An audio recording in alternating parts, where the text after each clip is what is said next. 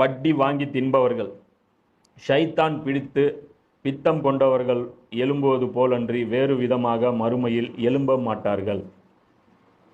இவங்க எப்படி இருப்பாங்க? இந்த வட்டி, இந்த பேராசை பிடிச்சவங்க, பணத்தாசை பிடிச்சவங்க எப்படி இருப்பாங்க? இந்த வட்டிக்கு பணம் யாரு கொடுக்குறானோ, வட்டி வாங்கி சாப்பிட்றான்ல, இந்த வட்டி நடத்துகிறான்ல, அது பேங்க்கு, அது பெரிய ஸ்டோரின்னு வச்சுக்கோ. யாரெல்லாம் வட்டி நடத்துகிறோம், நம்ம என்ன நினைக்கிறோம்? கந்து வட்டி தெரியுமா? வட்டின்னா என்ன? வட்டி கந்து வண்டி வாங்குறவங்கள பார்த்துருக்கீங்களா?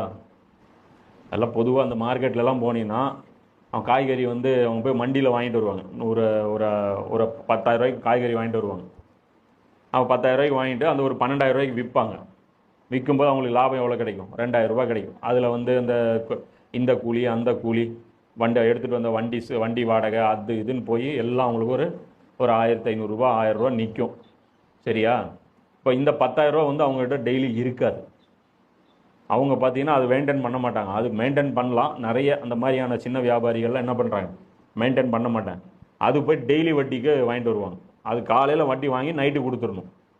காலையில் அவன் 10,000 ரூபா கொடுத்துருவான். அடுத்த நாள் நீ நைட்டு 10,000 ரூபா நீ அவனுக்கு திருப்பி கொடுத்துடணும். கொடுக்கும்போது 1000 ரூபாயோ அல்ல அவங்க கணக்கு வச்சுருப்பான், 200 ரூபா அல்லது 300 ரூபா, ஒரு 500 ரூபான்ட்டு. இது மாதிரி வட்டி, இது மாதிரி ஏகப்பட்ட விதத்தில் வட்டி இருக்குது.